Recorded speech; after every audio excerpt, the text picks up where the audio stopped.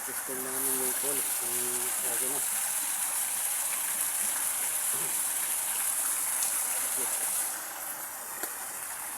Tingnan namin kung gagana na yung swimming pool na to kung wala nang leak. Kaya tinatry namin lagyan ng tubig.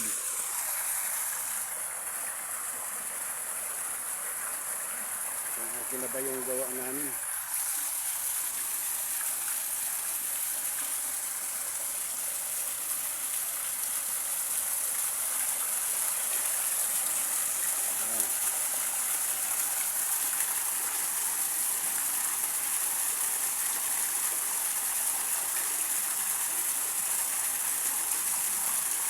So, uwi na kami mamaya ang samar na alas 4. So, tinatry namin to. Kunin muna namin ang tubig.